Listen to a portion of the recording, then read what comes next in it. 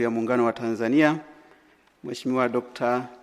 Emmanuel John Nchimbi, Makamu wa Rais, Mheshimiwa Dr. Hussein Ali Mwinyi, Rais wa Zanzibar na Mwenyekiti wa Baraza la Mapinduzi, Mheshimiwa Mwigulu Lameck Nchemba, Waziri Mkuu, Mheshimiwa Musa Azan Zungu, Spika wa Bunge la Jamhuri ya Muungano wa Tanzania, Mheshimiwa George Masaju, Jaji Mkuu wa Tanzania, waheshimiwa viongozi wakuu wastaafu wote mliopo, tunafahamu tuna viongozi wakuu wengi, tunashukuru kwa kufika.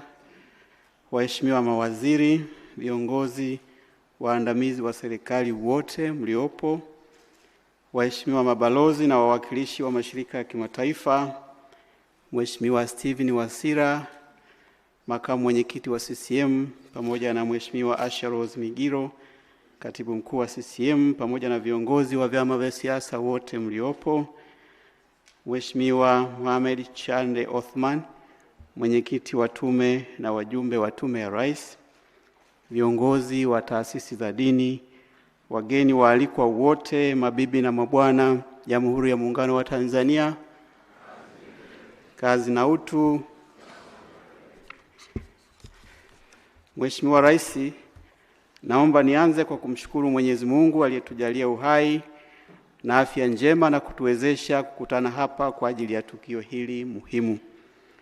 Mheshimiwa Rais, utakumbuka tarehe 18 Novemba mwaka jana uliunda tume ya uchunguzi wa matukio ya uvunjifu wa amani yaliyotokea nchini wakati na baada ya uchaguzi mkuu uliofanyika tarehe 29 Oktoba 2025. Mheshimiwa Rais, tume ilikuwa na watu 9 akiwemo mwenyekiti wake. Naomba uniruhusu nitumie muda kidogo kuwatambulisha wajumbe wa tume ili kwa wasiowafahamu vizuri waweze kuwafahamu zaidi. Kwa ujumla, wajumbe wa tume hii ni watu mahiri na wameitumikia nchi hii kwa muda mrefu na kustaafu kwa heshima. Aidha, watu hawa wametumika kimataifa kutekeleza majukumu mbalimbali. Mheshimiwa Rais, katika utambulisho nitakaoutoa nitataja jina la kila mjumbe na kutoa maelezo mafupi tu ambayo yanaendana na kazi uliyowapatia. Nianze na Mheshimiwa Mohamed Chande Othman, mwenyekiti wa tume. Nitaomba Mheshimiwa Jaji usimame. Mheshimiwa Jaji Othman ni mtu mwenye uzoefu na weledi mkubwa katika masuala ya sheria, haki za binadamu na utunzaji wa amani. Sote tunafahamu alikuwa Jaji Mkuu wa Tanzania kutoka mwaka 2010 hadi mwaka 2016. Ameteuliwa na makatibu wakuu wa Umoja wa Mataifa tangu 2017 mfululizo mpaka sasa kuongoza uchunguzi wa kifo cha katibu mkuu wa pili wa Umoja wa Mataifa kilichotokea Ndola, Zambia mwaka 1962. Ni mwenyekiti wa Tume Huru ya Kimataifa ya Uchunguzi ya Baraza la Haki za Binadamu la Umoja wa Mataifa kuhusu Sudani. Pia aliwahi kuwa mwenyekiti wa Tume ya Kimataifa ya Baraza la Haki za Binadamu la Umoja wa Mataifa kuhusu Ethiopia. Ni mshauri mwandamizi na wa mwendesha mashtaka wa Mahakama ya Kimataifa ya Uhalifu ICC. Alikuwa mwendesha mashtaka mkuu wa Timor Mashariki mwaka 2000 na kabla hapo alikuwa mkurugenzi wa mashtaka wa Mahakama ya Kimataifa ya Jinai ya Mauaji ya Rwanda. Alikuwa pia mwenyekiti wa tume ya kuangalia mfumo wa haki jinai nchini, kazi aliyoikamilisha mwaka jana. Asante sana Mheshimiwa Jaji.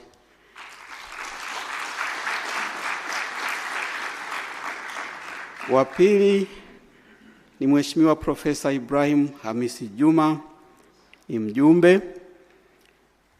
Yeye tunafahamu pia alikuwa Jaji Mkuu wa Tanzania kutoka mwaka 2017 hadi 2025.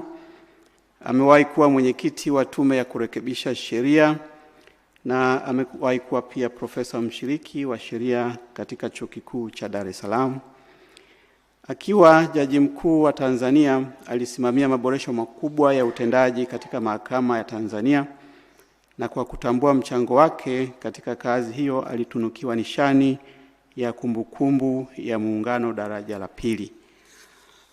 Mheshimiwa Profesa Ibrahim Juma pia amewahi kuwa mjumbe wa Tume ya Rais ya kuchunguza chanzo, mazingira na sababu za vifo vya watu 4 Sinza, Dar es Salaam mwaka 2006. Ilikuwa inajulikana kama Tume ya Jaji Kipenka.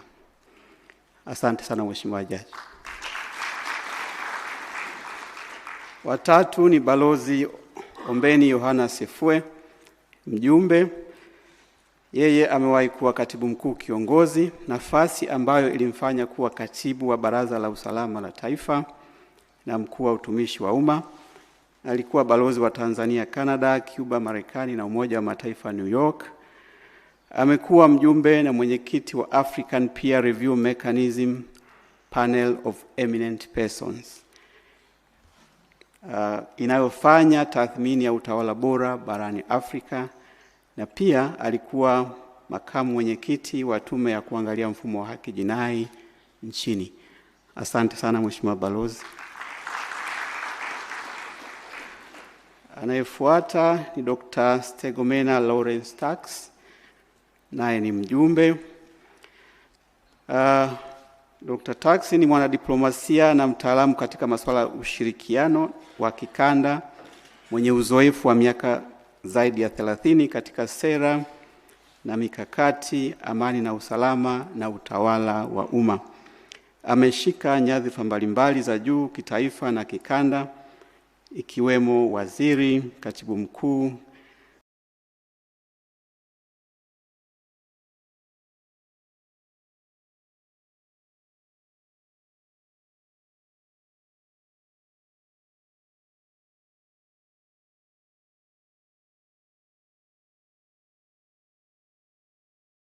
katibu mtendaji wa Jumuiya ya Maendeleo Kusini. Mwingine ni IGP mstaafu Saidi Mwema, mjumbe. Alikuwa IGP wa Jeshi la Polisi Tanzania kutokea mwaka 2006 hadi 2013. Anajulikana sana kwa mchango wake mkubwa katika kuimarisha amani na usalama wa kikanda ndani ya Afrika Mashariki. Akiwa IGP alisimamia na kuendeleza ajenda ya mageuzi ya Jeshi la Polisi Tanzania pamoja na mipango ya kukabiliana na uhalifu wa kuvuka mipaka, akishirikiana kwa karibu na shirika la kimataifa la polisi Interpol pamoja na taasisi za kikanda. Juhudi zake ziliimarisha operations za pamoja na uratibu wa usalama miongoni mwa nchi wanachama na kuweka msingi imara wa utulivu wa kikanda. Asante sana IGP mstaafu. Anayefuata ni Balozi Luteni Jenerali mstaafu Paul Ignace Mela, mjumbe. Yeye amelitumikia Jeshi la Wananchi wa Tanzania katika nyadhifa mbalimbali hadi kufika cheo cha Luteni Jenerali wa jeshi. Mwaka 2013 aliteuliwa na Katibu Mkuu wa Umoja wa Mataifa kuwa mkuu wa Jeshi la Kulinda Amani nchini Sudani, jimbo la Darfur. Amewahi kuwa balozi wa Tanzania Kongo DRC, akiwakilisha pia katika nchi za Jamhuri ya Afrika ya Kati, Cameroon na Gabon. Amewahi pia kuwa mshauri wa ufundi, technical advisor wa msuluhishi wa mgogoro wa Mashariki ya Kongo, Mheshimiwa Uhuru Kenyatta, katika mchakato wa amani wa Nairobi ukisimamiwa na Jumuiya ya Afrika Mashariki. Asante sana Balozi na Luteni Jenerali mstaafu. Anayefuata ni Balozi Radhia Naima Msuya, mjumbe. Balozi Msuya kwa zaidi ya miaka 20 ameshughulikia masuala ya kimataifa, multilateral cooperation, ikiwemo Umoja wa Mataifa, Jumuiya ya Madola na nchi zisizofungamana na upande wowote. Pia amewahi kusimamia idara ya Ulaya na Marekani katika kusimamia mahusiano ya Umoja wa Ulaya chini ya uongozi wa Ufaransa. Alitunukiwa nishani National Order of Merit na serikali ya Ufaransa. Amewahi pia kuwa balozi wa Tanzania Afrika Kusini, Botswana, Namibia, Lesotho na mwakilishi wa Tanzania katika SADC. Chini ya SADC ameshiriki katika usuluhishi wa migogoro ya Zimbabwe, Lesotho, Mauritius na juhudi za upatanishi katika nchi mbalimbali. Asante sana Mheshimiwa Balozi. Anayefuata ni Balozi George Madafa, mjumbe. Balozi Madafa ni mtaalamu wa sheria ambaye katika serikali mbalimbali hadi alivyostaafu. Vile vile ana uzoefu katika masuala ya kidiplomasia ambapo amekuwa balozi wa Tanzania nchini Italia na pia akiwakilisha Tanzania katika nchi za Ugiriki, Malta, Slovenia, Macedonia, Croatia na Serbia. Asante sana Mheshimiwa Balozi. Na mjumbe wa mwisho lakini sio kwa umuhimu ni Balozi David Kapia. Balozi Kapia ni mwanadiplomasia wa siku nyingi ambaye amejishughulisha sana na utatuzi wa migogoro katika nchi mbalimbali.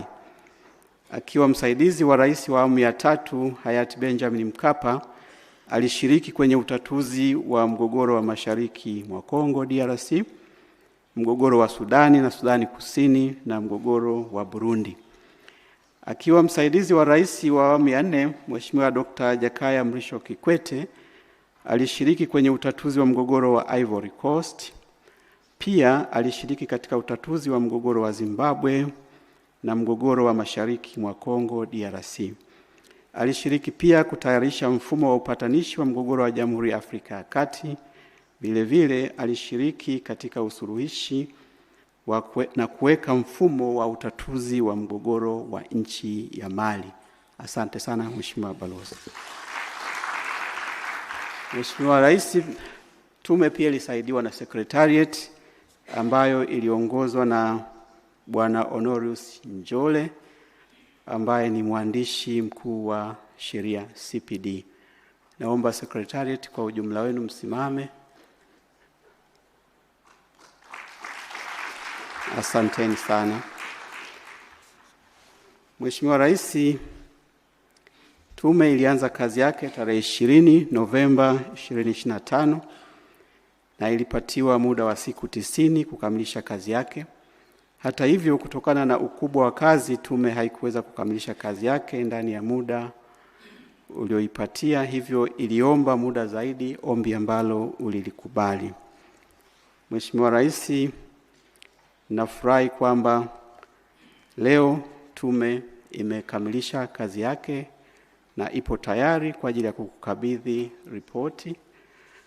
Na baada ya kusema haya mafupi, Mheshimiwa Rais, naomba sasa kwa heshima nimkaribishe Mheshimiwa Jaji Mohamed Chande Othman, mwenyekiti wa tume, ili aweze kuwasilisha taarifa na kisha kukabidhi rasmi. Asante sana Mheshimiwa Rais.